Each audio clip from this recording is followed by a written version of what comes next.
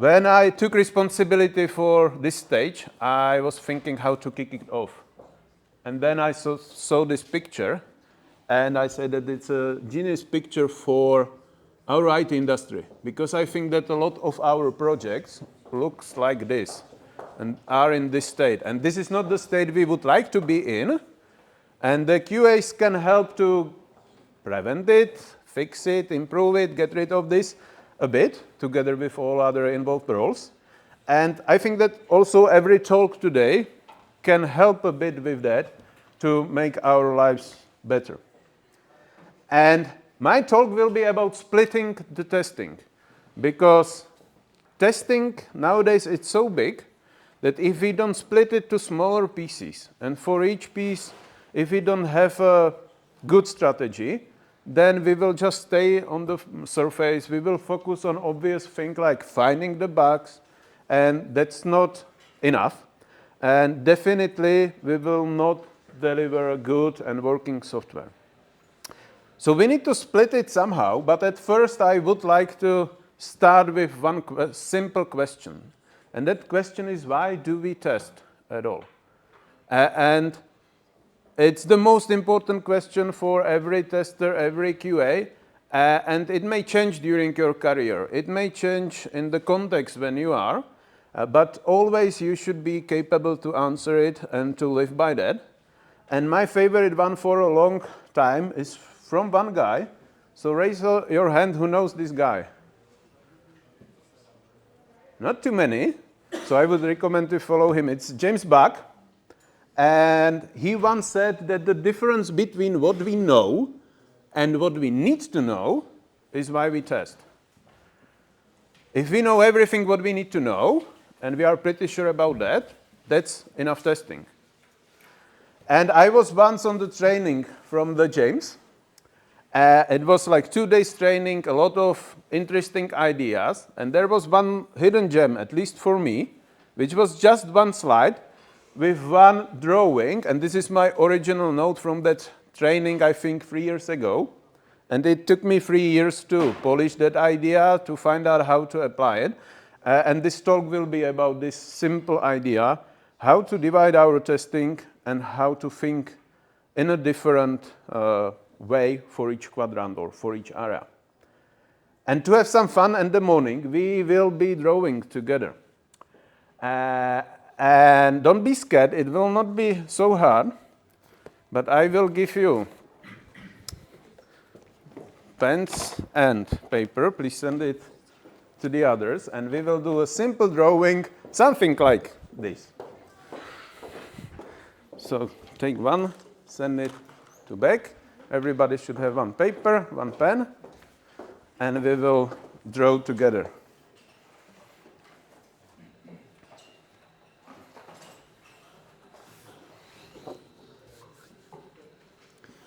Scared?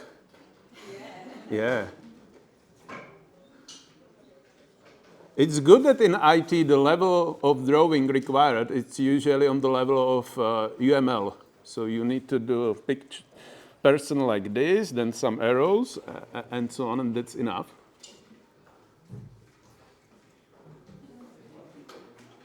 And I also find out when you draw it yourself, you will remember it. If you don't throw it away right after the speech. No?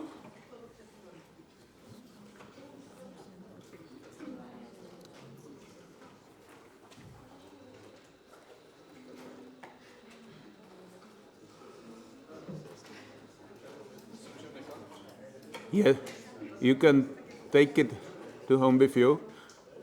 Don't give it to your kids because it's permanent, and you know what kids can do with a permanent pen.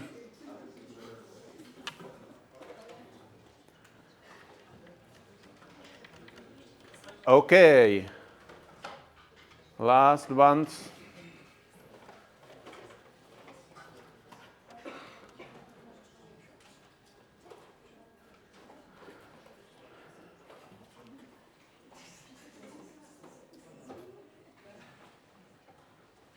Good.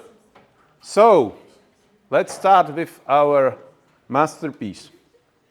So we will start with a circle like that. please put it on that side of the paper. I don't know which side it is for you. Right, okay. And this circle represents things which our system should do. So we can say it's requirements. Everybody has a circle.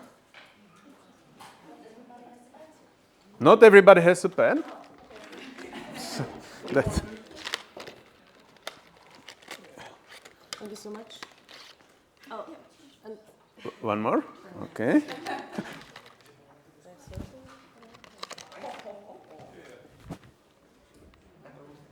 Somebody else? So we have a circle, put there the wording should do. These are our requirements. We will do a second circle. And this represents what our system really does. There should be some intersection, right? At least some. Otherwise, we are screwed. But that's not all what we need to draw. The last thing is to draw a line.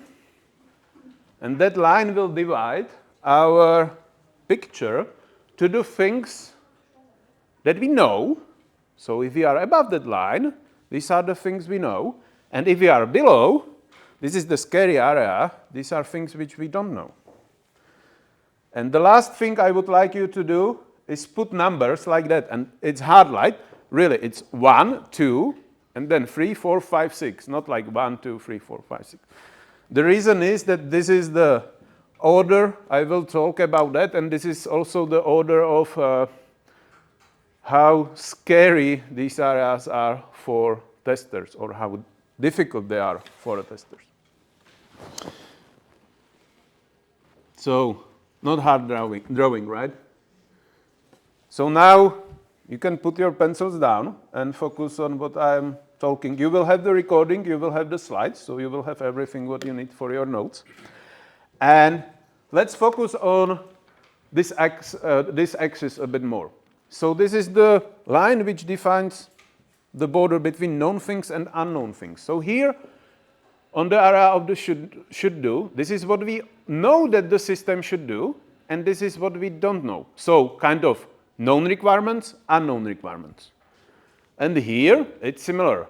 This is what we already know that the system is doing, and these are the behaviors where we don't know that the system is doing, but it already does. And now we will go quadrant by quadrant, or area by area, how to name it.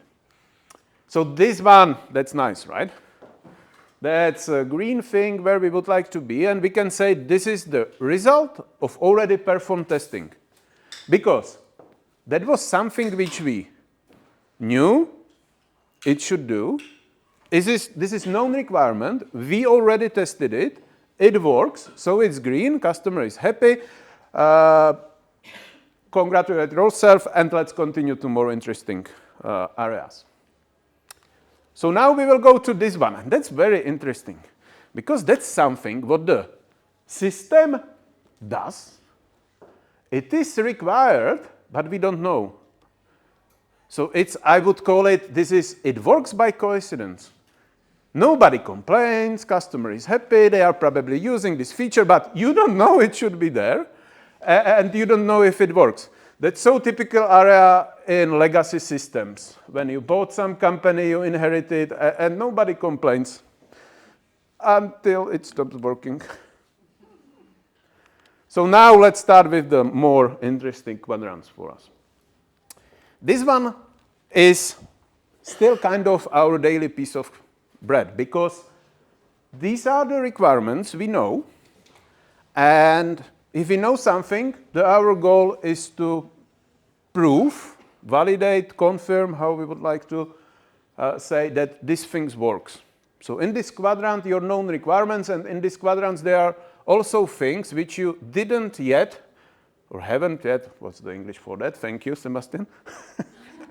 This is what you didn't test it yet, and that's the wrong English, but you need to validate it more to be able to say that it can go here, that it's green, or do something else with that.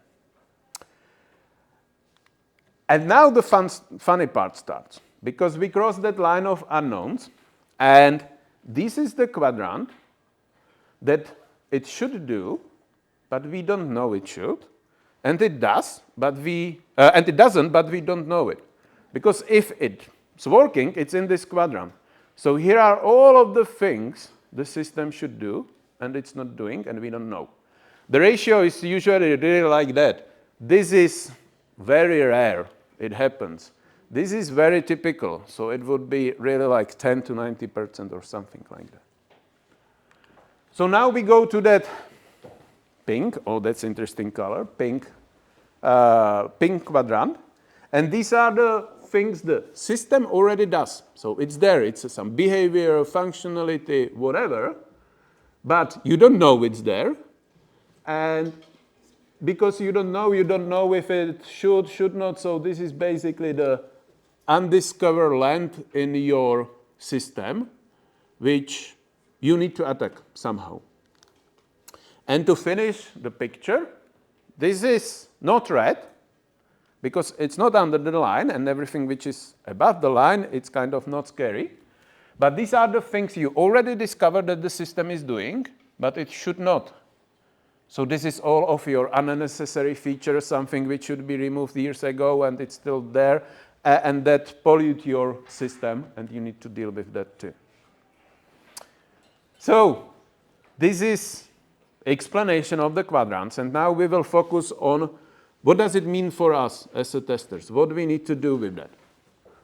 And we will start here, because that's, as I said, our most known area, and I don't want to say this is the easy area, because it's not easy.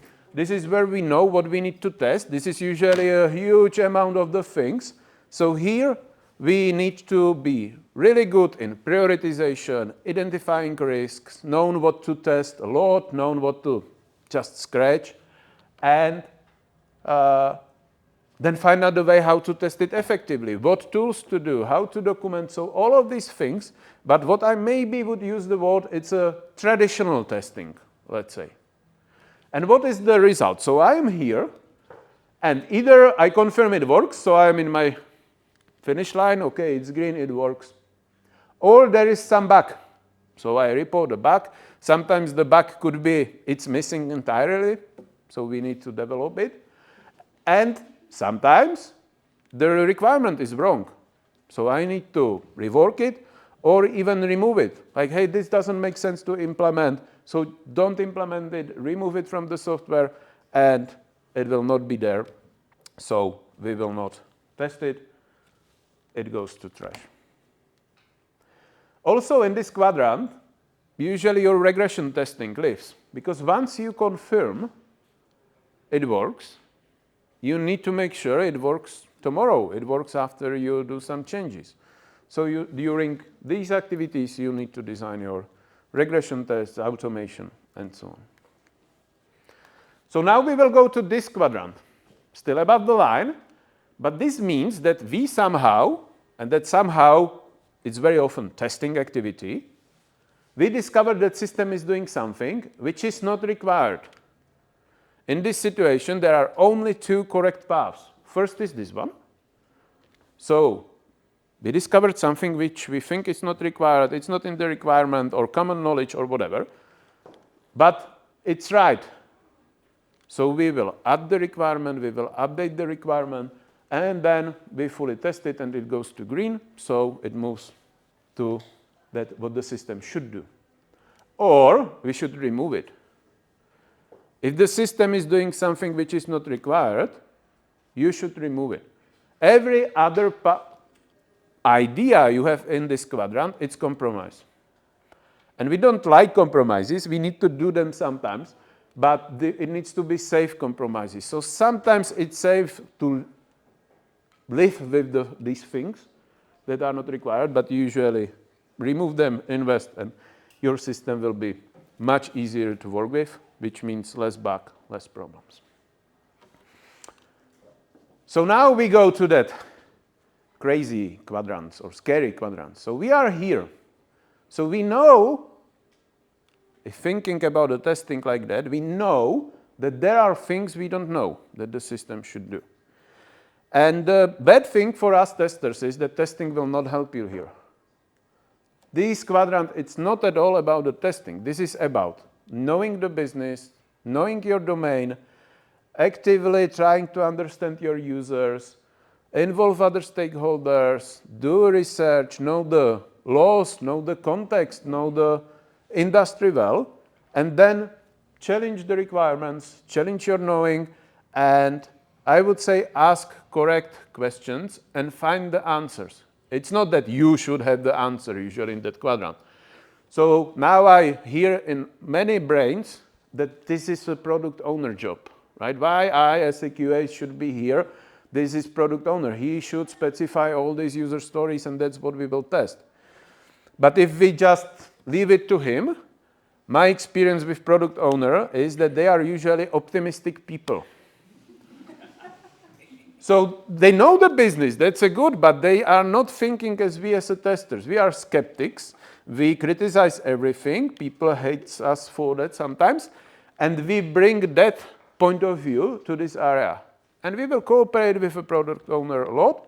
So we go here and then we know what to do with that. Either develop, there is a bug, or we just test it.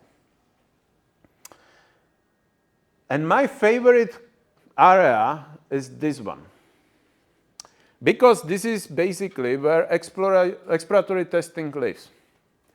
Because now I am attacking the things which are already in the system, and I would like to find what the system really does. Because here I tested what it should do. But in every system, there is something which you don't know about. It was already implemented. By the way, this is the biggest problem in our company, that the software, it's very old. There are new parts, but that old parts developed by different people. So if you are working on the legacy system, this is your area. And then it's really about techniques like exploratory testing, what-if questions, challenging your knowing, trying to test without your beliefs, what you think the software should do. And your goal is just one. Go here. You discover what the system does, so you are on the known, and we know, remove or document, and then it's nice. So to summarize it, yes, it's not enough to just find the bugs. And even, I think there is no software on the entire world without bugs. And even that would be some, it's not necessarily a good one. Because if you are having a lot of things here and here, then you have a problem. And our work as a QAs, it's basically still balancing between these quadrants and following this path. It's kind of a map for your testing activities. So either we are dealing with unknown things, and then the goal is go up. So from here we discover it does, and then decide what to do with that. From here it goes here, that's the easy path. And from here you have unknown requirements, you have known requirements, and then you test it, remove, whatever. And the important word is to balance it. Because if you focus only in one quadrant, then you have these problems. If you ignore this one, then you look stupid. Because this is the quadrant everybody understands. Even your manager, I don't mean test manager, but the product manager or whatever, understands this area. So you need to have a clear strategy. You need to explain people that you cannot test everything and all of these. But if you are doing mistakes here, it looks stupid from other eyes. If you are not focusing on this area, then you will miss the business. There will be a pretty good chance that your customers will be pissed off, or they will not buy your software at all because something will be missing. The rest will be there, it works fine, but it doesn't solve my business. Here, if you don't attack this, you will have surprises. Sometimes it will be good surprises. This is a good surprise. We found out that something works. We don't need to implement. Usually that will be bad surprises, that your system does something it should not do, and it causes the problems and so on. And if you don't deal with this quadrant, then you have too complex system, unstable system, hard to maintain system, a lot of bugs, a lot of unnecessary testing, and you will spend a lot of time fixing and finding the problems. So I need to have one slide with a bullet points, because in every PowerPoint there needs to be bullet points. But this is just a summary for you, what it means. So whenever you are testing that, forget about that easy, or not forget, but don't focus only on that easy traditional quadrant. Always ask questions like, are there some unknown requirements? Are there some already implemented features, special conditions, whatever? And then do not ignore your findings. So improve requirements and remove the things. And the end result is like that, right? There will always be things that the system does and should not. There will always be things the system should do, but it doesn't. And there will always be some unknown things. But the ratio should be something like on this picture. And the important is that you need to be sure enough that if they are, the risk and the impact is not so big. So now I would be curious who draw it like this. We are all skeptics here, right? I see. Okay. That's end of my talk, and we have 3 minutes for questions.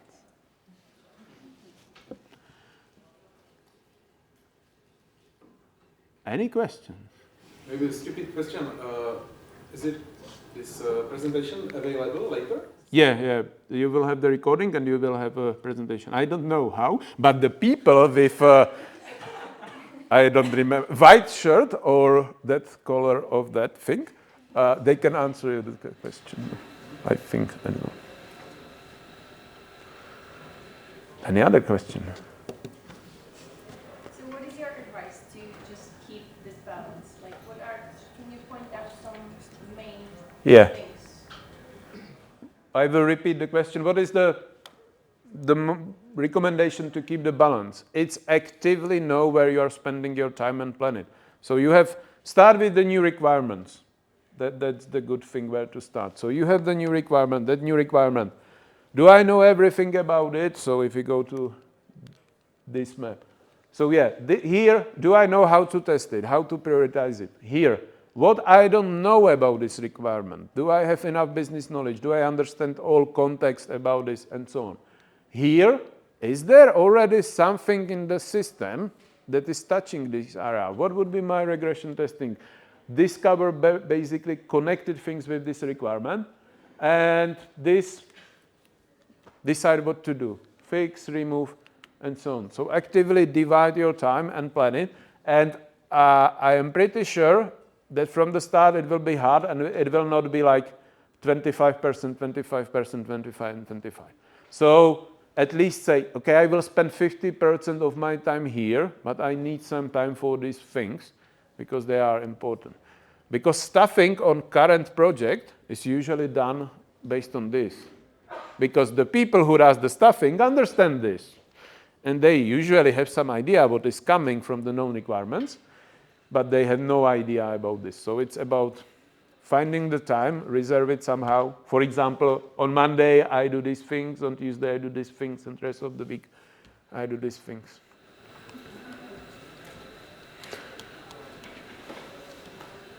Is there a way how would you track this? How much? Is there a way how to track this? Or document it? Document it, yes. It should be in your test strategy. For each quadrant, you should have the thing. And then it depends how pedant people you are or how obsessed are you with a metrics. So for example, me personally, end of the week, I draw my diary and put how much time I spent on each of them. But to track it in advance, to plan, it's create a user story, or you have a user story and create a task for that. That for classic testing, I will do that. For this, I will do this, and then. Maybe think about the overall status of this. How much you know, how much you don't. Is there a way how to actually? That you would like to know what are the percentage here and so on. No, but if there's something you can do to know what is the overall status for this. Like I don't know how to do it for overall. if you start now, then for each user story, you can have how much things, or how much time I spent here, what I found, and basically for a new things, you should believe that this is the 0, that I spent enough. Doing it retrospectively, that's hard. But for a new things, just divide it. Put even like tasks under the user story, or at least some checklist, and so on. Maybe I can extend the question of the previous speaker, but I'm really curious how to determine what are the percentage of the whole area. Is there a way? My experience is when you start thinking about this like that, you will find out not a percentage, but how big problem we have. Like, do we have big problem here, or here, or here?